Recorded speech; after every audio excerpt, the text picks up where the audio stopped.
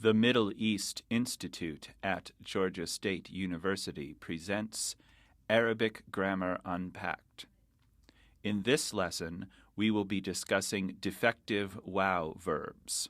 When we learn about irregular verbs in Arabic, we learn that there are 5 types of them. The first type, assimilated verbs, begin with the letter wow. The second type, hollow verbs, have a wow or ya as their second root letter. The third type, and the one we will be discussing today, are defective verbs. They have wow or ya as their third letter. The fourth type are doubled verbs, where the second and third letters are the same. And the last type are hamzated verbs, where one of the root letters is hamza. Today, again, we will be discussing defective verbs, specifically those defective verbs whose last letter is wow rather than ya. They're not especially common, but they are a little bit difficult to deal with, so we will address them today. We'll take the verb da'a, to invite or summon somebody. Da'a sadiqatahu ila al-hafla. He invited his friend to the party. Note that the last letter of the verb here looks like alif, and it is, even though really the last letter of the root is wow. Da'awtu, I invited, kul zumala'i ila al-muhadara. I invited all of my classmates to the lecture. Here it's obvious that the third root letter is wow, but it isn't always, as it is here in the first sentence. Zahra la turid an tad'u akhaha. She does not want to invite her brother. Again, we can see the last letter wow here in the mudari' mansub. And walakinnaha fi an-nihaya qad da'athu. Here it looks like the last letter of the verb is entirely missing. You only see the ta for the she suffix. This is what makes these verbs especially challenging to deal with. Let's turn to their conjugation in the past tense. In the past tense, the ana, anta, anti, and nahnu forms are all regular. Ana da'awtu, I invited. Da'awta, da'awti, you invited, you girl invited.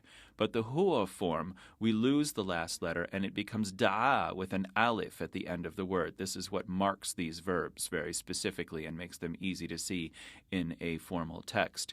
But she, da'at, the third letter is simply missing.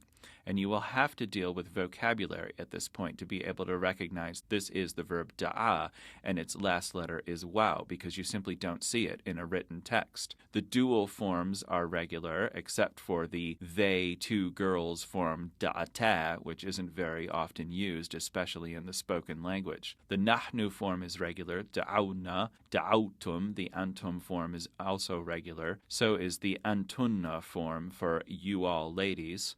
The hum form is da'aw, where the wow of the third letter of the root combines with the wow of the suffix to give us wow with the sukoon over it, pronounced da'aw. And the hunna form, the they, women form, is regular as well, da'awna. So the forms that you want to look at here are the huwa and hiya and hum forms are the ones that you're going to see in texts most often. And you're simply going to have to deal with the vocabulary. The huwa and hum forms are pretty recognizable, but the hiya form is the most challenging because its third letter appears to be missing. If we look at some present tense examples, we can see this same tension between the missing letter and the non-missing letter. ذَلِكَ الشَّابْ يَدْعُو كُلَّ أَصْدِقَائِهِ إِلَى الْحَفْلَةِ. That guy is inviting all of his friends to the party. Here it's pretty obvious. Dal, ain, wow are our 3 root letters. La urid an asho. Saha is a new verb, to get up.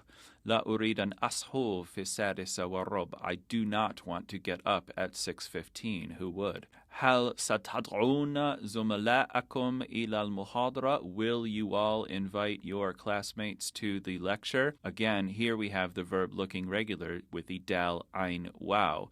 However, because the wow of the root letter and the wow of the suffix are the same letter, they collapse and we just have a long vowel wow. So it looks like there's only 2 root letters here with the wow belonging to the suffix, but in fact the wow is doing double duty in this case. And then lastly, lan yasho hatta atasi'a.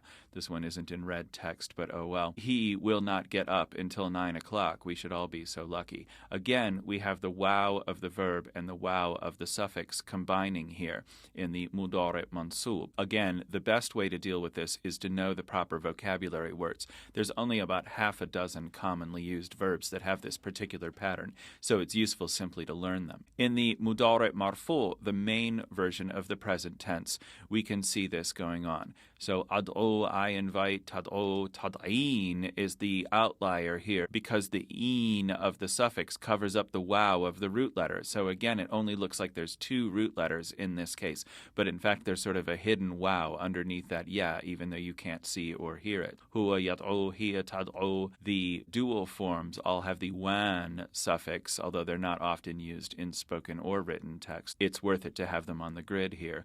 The nahnu form is regular, nad'u. The antum form, again, the wow of the suffix and the wow of the root letter cover each other up, so you only get one wow instead of two. The antunna form has its regular suffix. The hum form, again, the wow of the verb and the wow of the suffix cover each other up. So it looks as if the word only has two root letters rather than three. Again, vocabulary is your best friend here. And then the hunna form is going to work the same way. In the mudari' mansub, things don't change very much. We have the ad'u, tad'u, but now it becomes tad'i instead of tad'een, but that follows the regular rules of conjugating verbs in the mudari' mansub. Again, though, it looks as if the third root letter is missing, so you need to be careful about your vocabulary.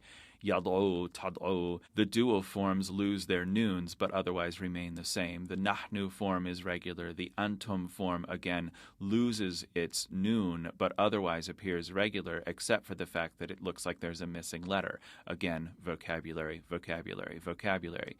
The antunna form stays the same. The hum form loses its noon. The hunna form stays the same. If we turn to the jussive, the mudari' majzum, the third form of the present tense, we have to remember the long vowel in the jussive rule because all of these verbs will end with long vowels, which is what presents the problem to you. So again, if the verb has a vowel as a root letter, which these do, and it's in the mudari' majzum or present jussive, the form we use with lem and with the commands, then the long vowel becomes the corresponding short vowel. So we're going to see our wows turn into dhammas here, unless the verb has a long vowel suffix. This rule is tedious to learn, but once you master it, it isn't particularly difficult to use. Let's look at the use of lem. So lem plus yad'u becomes yad'u, and it loses its long vowel wow. The wow becomes a dhamma, and now it really looks as if the verb only has two root letters, which can be very problematic unless you know your vocabulary, because what isn't clear is where the missing root letter is. This might have a wow in the middle. It might have a ya in the middle. You simply don't know unless you know the vocabulary and the context, and this is one of the real barriers for second and third year students moving on to reading longer and more complicated formal text. So, lam asho, I did not get up, becomes asho. And we lose our wow, and it becomes a dhamma. And again, it becomes unclear as to where the missing letter is. There could be a wow in the middle. It could be sald ha as well, and that's not clear either. So you have to know your vocabulary, and you have to be able to guess from context, which of course is a challenge for students who are still mastering the basic language.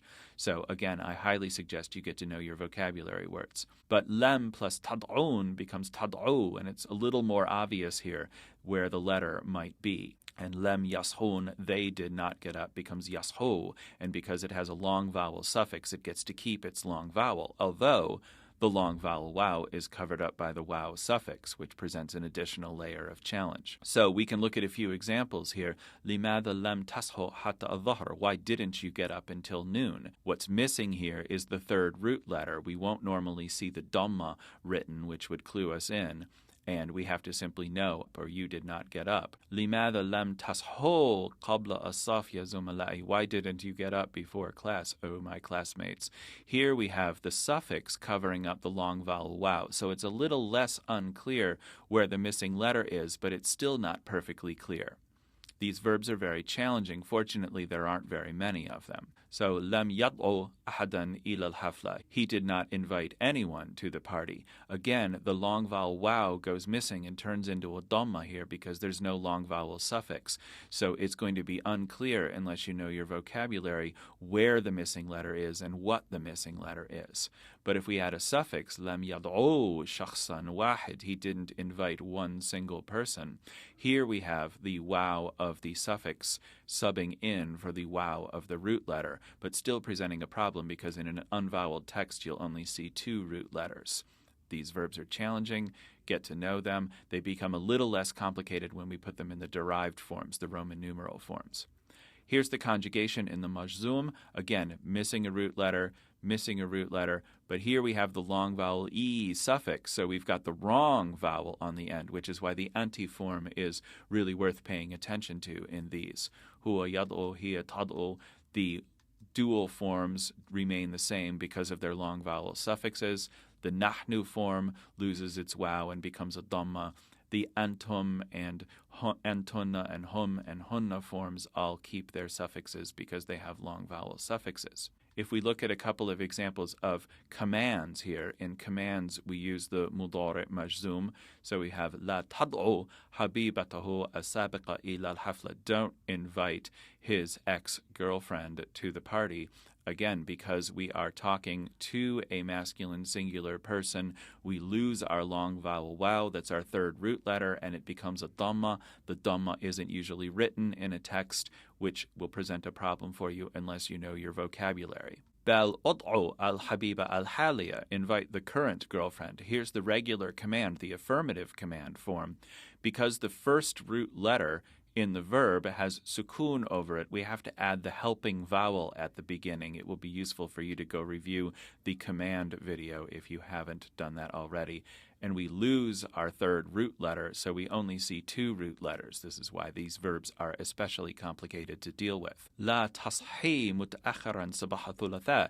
Don't get up late Tuesday morning. Here we're talking to a woman, so we have our long vowel suffix, but the E of the long vowel suffix covers up the U of the third root letter, thus making it still more confusing. So please pay attention to these forms when you're forming commands. And then lastly, we could say, Bal ushi qabla as-saf bisa'atain, but get up 2 hours before class. Here the E of the speaking to a woman covers up the last root letter of the verb, and we also have to add the helping vowel at the beginning because the first root letter, sad, has a sukoon over it. Forming commands in Arabic is a difficult and complex effort and requires a lot of practice. So learn these verbs, learn their forms, and you will master the form and have little trouble using them in everyday conversation.